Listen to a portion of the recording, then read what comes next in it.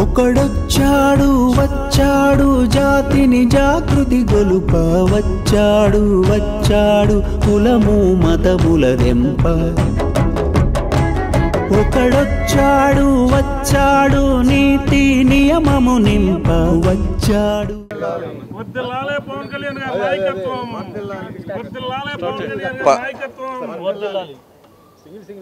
Andhra Pradesh deputy CM Pawan Kalyan గారి 54వ జన్మదినోత్సవ సందర్భంగా ఈరోజు ఇక్కడ గోపాల్ నగర్లో జన సైనికులు వీర మహిళలు అందరూ కూడా కలిపి ఇవాళ అనేక సేవా కార్యక్రమాలు చేపట్టడం జరిగింది. సేవా కార్యక్రమంలో భాగంగా ఇవాళ ఏంటంటే blood donation camp and medical camp అంటే అన్నదాన కార్యక్రమాలు ఇంకా అనేక సేవా కార్యక్రమాలు చేపట్టడం జరుగుతూ ఉంది.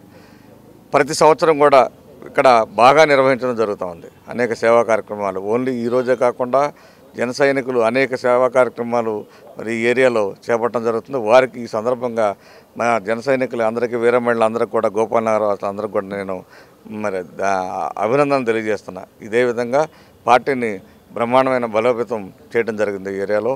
మరి అట్లాగే ఇవాళ జనసేన పార్టీ తెలంగాణలో కూడా చాలా బలోపేతం అవుతూ ఉంది. ఎందుకంటే వాళ్ళ మెంబర్షిప్లో కానీ అన్నింటిలో కూడా బ్రహ్మాండంగా ఉన్నది. రాబోయే రోజుల్లో మరి జనసేన పార్టీ తెలంగాణలో బ్రహ్మాండంగా అభివృద్ధి చెందుతుంది. కాబట్టి ఈరోజు మరి పవన్ కళ్యాణ్ గారి బర్త్డే సందర్భంగా మరి తెలంగాణ రాష్ట్రంలో అనేక చోట్ల మా వీర మహిళలు జన సైనికులు అట్లా నాయకులు అందరూ కూడా అనేక సేవా కార్యక్రమాలు చేసుకుంటూ బర్త్డే చాలా ఘనంగా నిర్వహించడం జరుగుతూ ఉంది. అంటే గోపాల్ నగర్లో ఎంతమంది ఇక్కడ జనసేన కార్యకర్తలు ఉండొచ్చండి? ఇక్కడ మా జనసేన కార్యకర్తలు చాలా బ్రహ్మాండంగా ఉన్నది ఇక్కడ.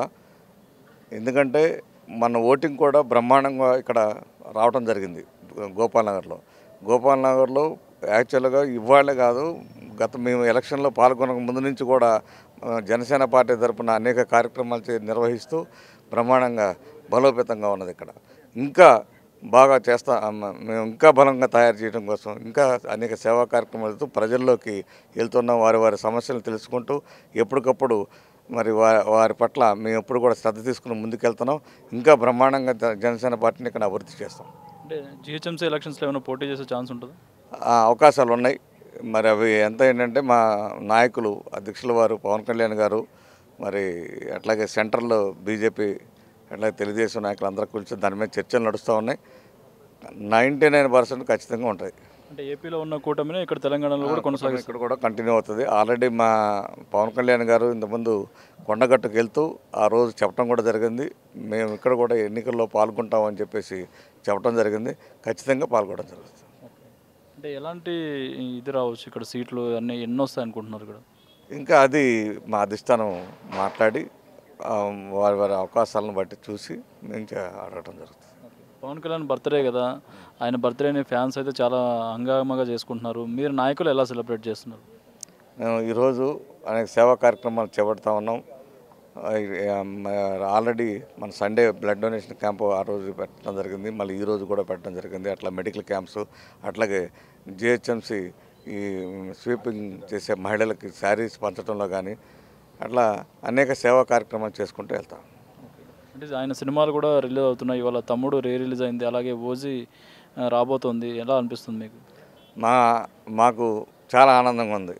మరి సినిమాలు రావటం అంటే మాకు మా ఫ్యాన్స్కి కానీ అట్లాగే మా జన సైనికులకు కానీ వీర మహిళలకు కానీ సినిమా మరి ఓజీ సినిమా వచ్చిన తర్వాత చాలా అందరూ కూడా హ్యాపీగా ఫీల్ అవుతాం.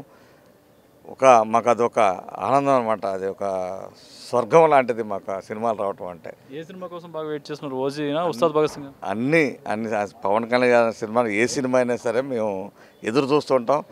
మా వాళ్ళంతా కూడా ఫ్యాన్స్ అంతా కూడా ఎదురు చూస్తూ మరి సక్సెస్ ఈసారి వచ్చే సినిమాలు బ్రహ్మాండంగా సక్సెస్ అవుతాయని కూడా తెలియదు.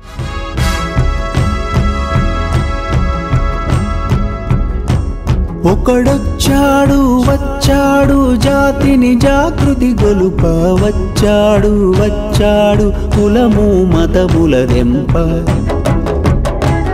ఒకడొచ్చాడు వచ్చాడు నీతి నియమము నింప వచ్చాడు.